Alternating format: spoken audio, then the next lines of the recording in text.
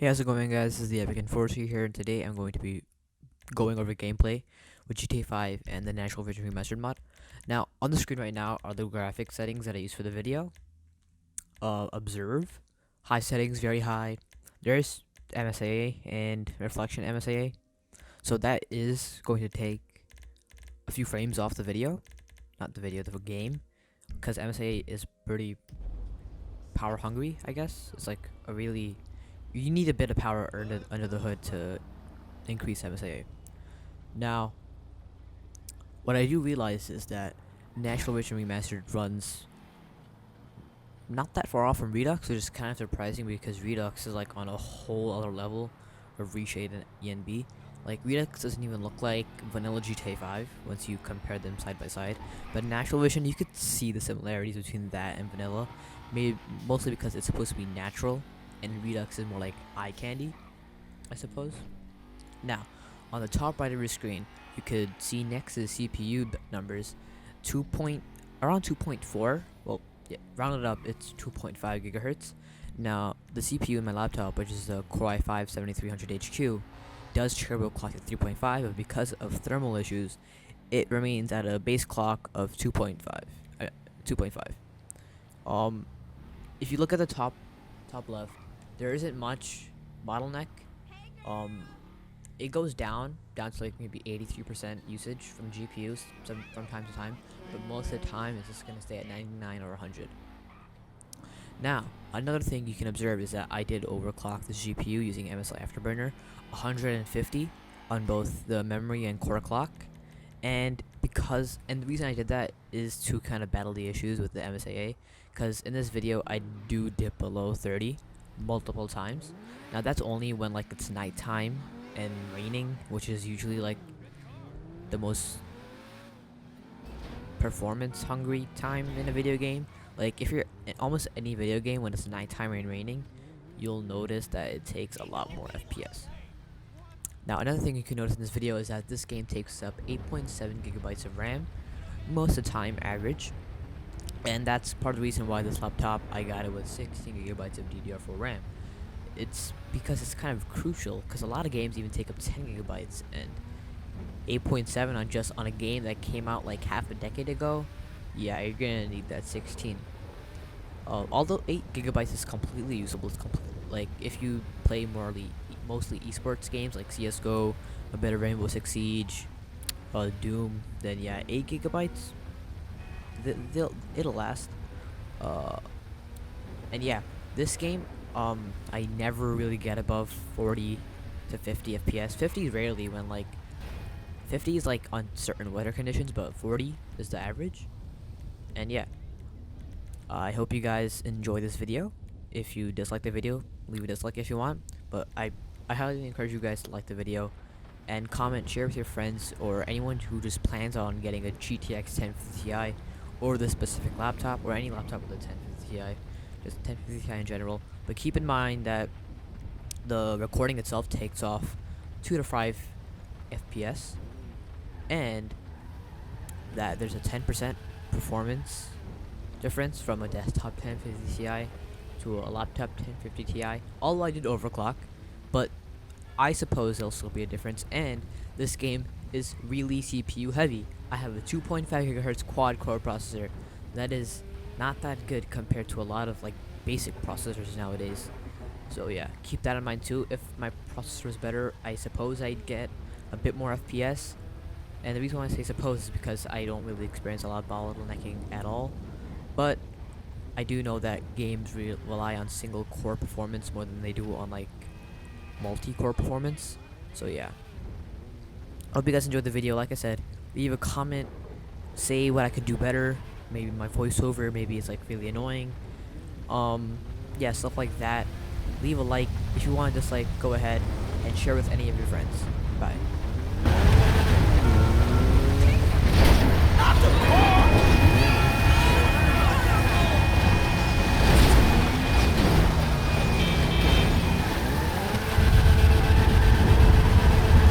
Hey, look out for fools like me!